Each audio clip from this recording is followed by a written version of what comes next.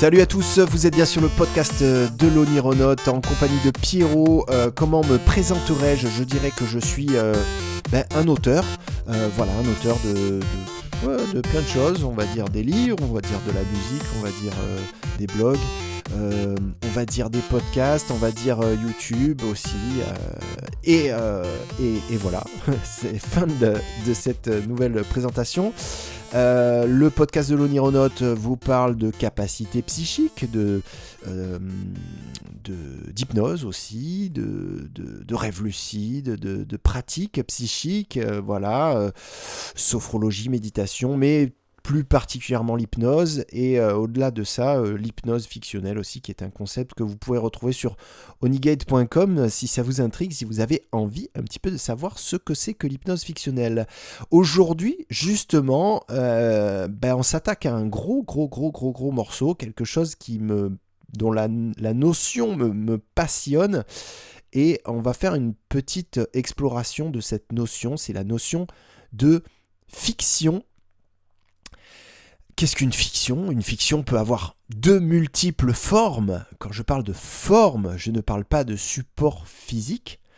Je parle de formes virtuelles, abstraites, psychiques, intellectuelles. Donc avant de dérouler encore plus d'adjectifs pour qualifier ce fameux monde des idées, on va se permettre d'utiliser une bonne fois pour toutes l'adjectif onirique. Au sens le plus large possible, c'est-à-dire dans le sens du monde des rêves, onirique, mais pas que les rêves du dodo, pas que les rêves du sommeil, mais aussi tout ce qui peut s'apparenter à un rêve que l'on fait en état d'éveil ou en état de conscience modifiée, en état d'hypnose ou en état normal, donc même les rêves au sens des rêves qu'on a dans la vie, I have a dream, tout ça, les objectifs, les buts qu'on a dans la vie, des fois on dit ouais j'ai des rêves dans la vie, tu vois, mon rêve c'est de faire du deltaplane, tout ça, par exemple, nos états d'esprit aussi, on peut dire que c'est un peu nos rêves, on peut dire que nos projections mentales sont un petit peu nos rêves, arrête de te faire des rêves, arrête de te faire des films dans la tête, tout ça. Donc rêve pour onirique, donc tout ça pour s'autoriser à utiliser l'adjectif onirique. Mais des fois c'est bien de s'autoriser vraiment. Donc quand je dis qu'une fiction peut avoir de multiples formes, je souhaite dire qu'une fiction a de multiples formes oniriques. Là, je voudrais introduire la notion de forme temporelle, c'est-à-dire qu'on peut attribuer une forme temporelle à quelque chose d'abstrait parce que ça fait partie de ses attributs. La temporalité fait partie de ses caractéristiques. Une table, par exemple, peut faire 2 mètres de long, une fiction peut faire 10 minutes de temps. D'accord ? D'ailleurs, les fictions ont tellement de formes temporelles qu'on les associe tout de suite en évoquant juste une durée. Si je vous dis par exemple une fiction qui dure 90 minutes, vous allez sans doute penser, j'imagine peut-être vous allez penser à un film de cinéma. Si je vous dis 3 minutes 30, peut-être vous allez plus penser à un morceau de musique qui passe à la radio. Bon, sans vouloir reparler de la musique, on en a parlé la semaine dernière, de la musique en tant qu'univers fictionnel aussi, mais bon, c'est un petit peu spécifique. Si je distinguais tout à l'heure la forme onirique de la forme physique, c'est qu'on associe très souvent une fiction à son format de restitution, justement. Et je dis pas que c'est pas bien, c'est très très bien d'associer une fiction à son format de restitution, c'est pas grave, j'ai pas de problème avec ça, vous allez voir, juste parce que justement on peut constater qu'il y a des fictions propres au format de transmission. Il y a des fictions propres au BD qui sont différentes des fictions propres au roman. Une histoire de BD est différente d'une histoire de roman. Une fiction d'un film est forcément différente d'une fiction d'un court-métrage, qui est aussi un film, mais le format et la durée va déterminer la caractéristique de la fiction aussi. Une fiction d'un conte ou d'une fable est différente d'une fiction d'une pièce de théâtre. N'est-ce pas ?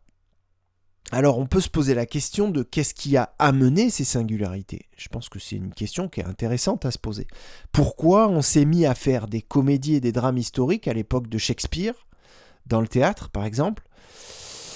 Sans doute parce que c'est ce qui plaisait aux spectateurs, et cette réponse, elle vaut aussi pour les autres formats fictionnels. Pourquoi on s'est mis à faire des films d'horreur dans les années 60 ? Sans doute parce que c'est ce qui plaisait aux spectateurs. Là aussi, on a dû se rendre compte que des gens avaient envie d'avoir peur au cinéma. Des gens avaient envie de ce type d'immersion fictionnelle. Pourquoi on a inventé les romans de gare, les romans à l'eau de rose, ou même la littérature érotique pour répondre à un besoin fictionnel précis. Donc chaque format, c'est intéressant de constater que chaque format fictionnel, que ce soit la littérature, le cinéma, tout ça, a des sous-genres, a des genres. Chaque genre va répondre à un besoin précis. Et ça nous montre que, de manière générale, tout ce qui est fiction, ça répond à des besoins des êtres humains. Ça répond à un besoin humain. Mais on ne se rend pas compte à quel point ça répond à un besoin humain, à quel point l'action de se projeter mentalement dans une fiction est fondamentalement le propre de notre espèce. Depuis la nuit des temps, les amis, j'ai envie de dire. Mais carrément. Et d'ailleurs, écoutez, ça, c'est un extrait de Sapiens de Yuval Noah Harari. C'est un extrait que j'adore, que je vais vous lire ici. Écoutez ça. Comment Homo sapiens a-t-il réussi à franchir ce seuil critique pour finalement fonder des cités de plusieurs dizaines de milliers d'habitants et des empires de centaines de millions de sujets ? Le secret réside probablement dans l'apparition de la fiction. De grands nombres d'inconnus peuvent coopérer avec succès en croyant à des mythes communs. Fin de citation. Alors, ce que j'adore dans ce passage de ce bouquin, c'est que il résume tout un peu. Il résume l'importance. Il synthétise l'importance de la fiction en tant que capacité mentale humaine, en tant que capacité cérébrale, comme moteur d'évolution, comme moteur de développement, et au-delà de ça, même comme caractéristique de l'espèce humaine, parce que c'est un petit peu ce qui nous distingue des autres espèces, c'est notre capacité à s'inventer des fictions. Petite parenthèse d'ailleurs, ce bouquin Sapiens de Yuval Noah Harari, je vous le recommande, il est très très bon. Je l'ai même lu plusieurs fois, moi tellement je kiffe ce livre, il est vraiment génial. Et là, ce qui fait de ce bouquin un super bouquin, je pense, c'est la capacité qu'il a eu à croiser les savoirs, à croiser les sciences. On a de la biologie, on a de la physique, on a de l'économie, on a de l'histoire, de la sociologie aussi. Enfin, c'est vraiment une somme très heureuse de savoir, un croisement des savoirs qui permet, voilà, on a un bouquin, une espèce de histoire de l'humanité revisitée, et voilà, je vous le recommande. Je pense que d'ailleurs c'est un gros best-seller, mais je crois que le succès est mérité, c'est vraiment un très bon ouvrage. Bon bref, fin de la parenthèse. Le problème avec la fiction, c'est qu'elle... parce qu'on a quand même un problème avec la fiction. J'ai un problème. Alors, c'est un problème, c'est pas en sens négatif du mot problème. Hein, c'est un problème heureux, c'est un problème content. On est content d'avoir des problèmes, mais j'ai un petit problème. C'est que justement, elle est difficile à définir parce qu'elle répond à tellement de besoins, elle est tellement ancrée en nous, elle fait tellement partie du fonctionnement de notre cerveau, la fiction, qu'on peut difficilement l'appréhender. Il est difficile d'avoir du recul sur notre capacité à fictionner, parce que le fait même de prendre du recul est une action de fictionnage. Je fais une petite mise en abîme là, et au passage j'invente des mots, parce que je me suis aussi accordé le droit d'inventer des mots. Je vous recommande d'inventer des mots. Je suis pour le néologisme, j'assume d'être un néologiste, et donc j'ai dit quoi? J'ai dit fictionnage. On peut même concevoir que la première des fictions, c'est le langage humain. Oula, alors là, on est dans la mise en abîme de la mise en abîme, c'est-à-dire que j'ai fait du fictionnage en utilisant le langage humain, puisque quand je vous parle, c'est du langage humain, et j'ai inventé des mots, donc j'ai projeté mentalement, j'étais dans l'invention de mots, j'ai créé du fictionnisme. Alors, bon... Non mais le langage humain, pour arrêter un petit peu de plaisanter et de mise en abîmer, c'est effectivement la première des fictions. Je pense qu'on peut tous constater que quand on réfléchit, on utilise le langage, quand on parle, on utilise le langage, et c'est une projection, c'est une espèce d'extension de notre intellect, n'est-ce pas ? Qui nous permet de concevoir. C'est un peu le point de départ de l'intelligence. La fiction. Oui. Rien que ça. Alors, où voulais-je en venir dans tout ça ? Moi, j'aimerais bien qu'on commence un peu plus à entretenir un autre rapport avec la fiction. Je crois que depuis l'essor de la culture de masse au XXe siècle, on a un peu cantonner la fiction à une activité économique et par extension à un pouvoir politique aussi. Mais bon, disons qu'on a eu le réflexe de laisser ça aux professionnels de la profession, comme si c'était un métier, comme si la fiction était un métier. On a eu Hollywood, on a eu les prix Goncourt, Astérix, plein de choses fantastiques. La fiction, c'est... La fiction de métier, j'ai envie de dire entre guillemets, c'est quelque chose de fantastique. Mais maintenant, la fiction, elle est dans les mains de tout le monde, ou en tout cas, elle peut être dans les mains de tout le monde. De plus en plus de gens pourraient être capables d'écrire des choses qui tiennent la route, une vidéo YouTube intéressante, un article de blog tripant, une BD captivante. La créativité se démocratise, elle devient même centrale dans la création de valeur et dans l'activité économique actuelle, puisque maintenant, pour t'embaucher, pour te faire embaucher, il faut que tu sois créatif, presque dans n'importe quel métier. On va bientôt nous demander d'être créatif pour faire éboueur ou balayeur, et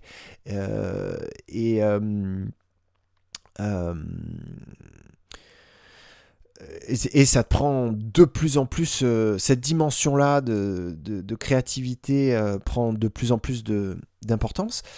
Mais aussi, les gens ont des possibilités d'apprentissage telles que bientôt tout le monde sera en mesure de concevoir ses propres fictions, ses propres univers fictionnels à son usage personnel. Même si j'aime pas trop cette expression, c'est un petit peu limitant, parce que usage personnel, ça peut être vraiment immense. Mais bon, bref, on va dire qu'on va avoir la possibilité de concevoir nos propres dimensions narratives. Donc pas forcément pour les partager à quelqu'un d'autre, mais pour se développer nous-mêmes, en fait, pour grandir d'une certaine manière. On va pour grandir dans le monde actuel, tel qu'il est actuellement, on va avoir besoin je pense, de tous augmenter un petit peu plus notre capacité à nous créer des fictions. Par exemple, c'est cette... vous devez sûrement connaître cette expression cette histoire de donne un poisson à un homme ou apprends-lui à pêcher. C'est comme une métaphore qu'on peut utiliser pour la fiction. Je crois que la question se pose aussi pour la fiction parce que apprenons à nous concevoir des fictions plutôt qu'à les consommer. Apprenons à fictionnaliser plutôt qu'à consommer de la fiction. Apprenons à être auteur de fiction. Plutôt que d'être tout le temps dépendant des fictions des autres. Je ne dis pas qu'il ne faut plus consommer des fictions qu'on nous propose, mais je crois qu'il est temps d'arriver à s'en faire nous-mêmes. Voilà un petit peu où je voulais en venir. Et cette métaphore, elle est vraiment super. Métaphore donne un poisson à un homme ou apprends-lui à pêcher. C'est vrai qu'il y a de quoi gamberger. Donc pour finir un peu, je vais évoquer des idées qui iraient dans ce sens-là. Ça veut dire, les amis, créez-vous votre propre Netflix, créez-vous votre propre roman dans la tête, vos nouvelles, vos idées, vos citations. Pourquoi ne seriez-vous pas auteur de citations ? Vous aviez sûrement à des moments de la journée, peut-être des petites phrases qui seraient des petites histoires ou des petites réflexions qui ont leur intérêt, leur valeur, et cultiver ça. Et je pense qu'on y sera tous gagnants. Donc c'est cool. C'est cool. Voilà, alors je suis très très content parce que cet épisode, il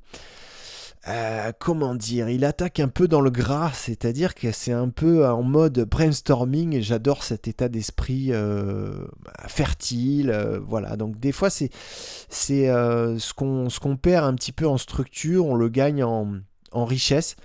Donc voilà, de temps en temps j'aime bien faire un épisode un petit peu fouillis, un petit peu où ça part un peu dans tous les sens, mais parce que le sujet veut ça.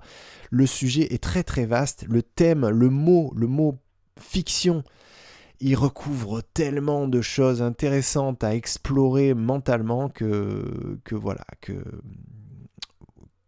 les choses sont ainsi dites, les propos ont cette teneur un petit peu jachère, un petit peu freestyle, que j'assume totalement, entièrement, voilà. Et ça fait plaisir. Sur ce, je vous souhaite une agréable semaine. Je vous dis à la semaine prochaine. Pour le podcast sort tous les lundis matins. Vous pouvez retrouver bien sûr tout un tas d'autres choses sur onigate.com, qui est un petit peu un portail de l'onirisme, j'ai envie de dire, pour se la péter un petit peu, où vous pourrez retrouver notamment des propositions d'audio, d'hypnose fictionnelle, justement. Ça s'appelle des expériences oniriques guidées. C'est sur onigate.com, c'est gratuit, vous pouvez aller découvrir ça sur ce site. Je vous remercie, à bientôt, hasta luego.